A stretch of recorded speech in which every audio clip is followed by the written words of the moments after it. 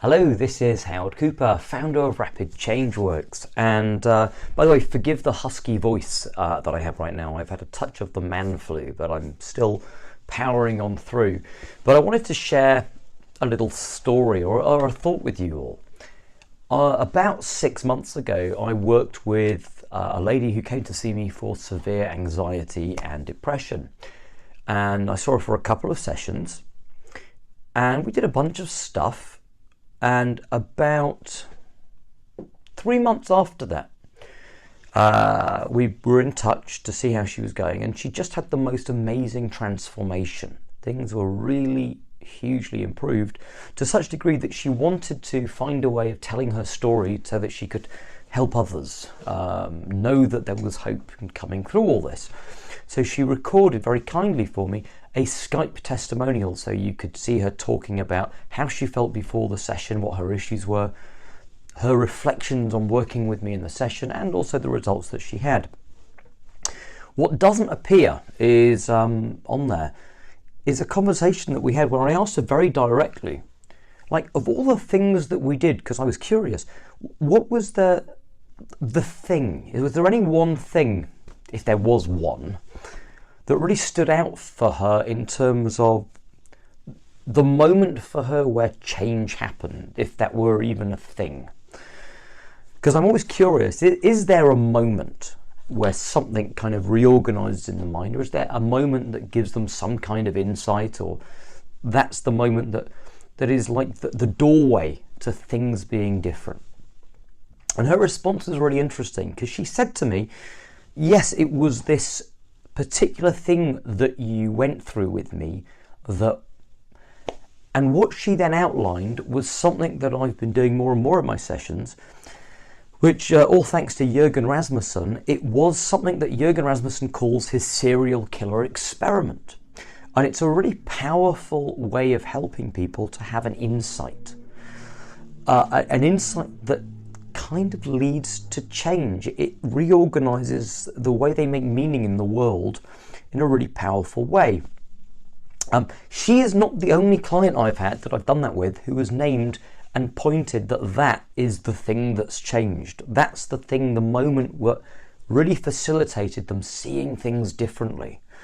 I am going to, when I finish talking, I'm going to let the testimonial that she recorded for me play. I actually posted it about 2 months ago, so you may have seen it on my Facebook feed already. But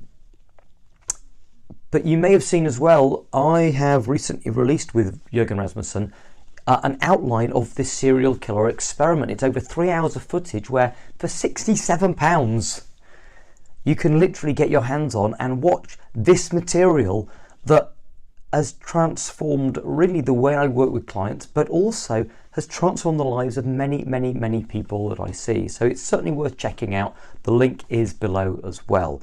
So I'll let the testimonial play, and yeah, hope you check it out.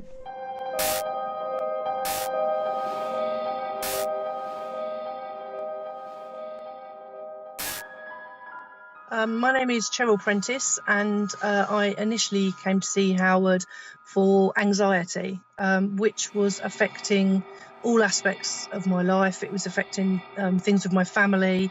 Recently, it had been affecting my job. I couldn't leave the house, couldn't go out. If I did go out anywhere, it was just a case of I was going wherever I needed to go, and then I was coming straight back home. Skeptical, scared. I thought I may be clucking around the office like a chicken. I honestly didn't really know what to expect, so I was really nervous when I first initially booked the session.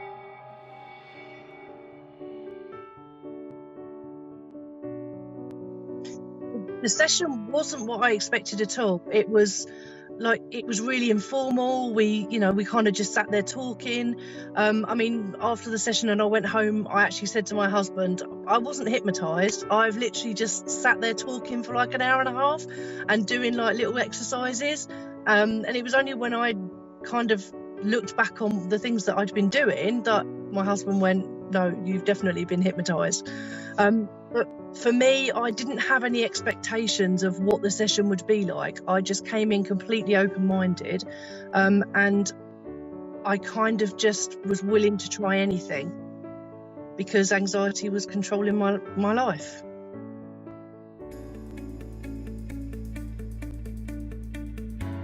Probably 10 minutes after leaving the office. So I never actually noticed when I came in that there was a coffee shop in the reception. All I saw was the waiting area because that's what my focus was on. And when I left your office, I suddenly realised that there was a coffee shop there, and I went in, I got a cup of coffee, I chatted to the lady behind the counter, and then I walked back to the car. And it was only when I got home I went, wait, I just stopped and got a coffee. That's not something that I normally do. For me, it has literally been life-changing. So other than needing probably a little bit more motivation in my life, my anxiety and my depression are pretty much non-existent.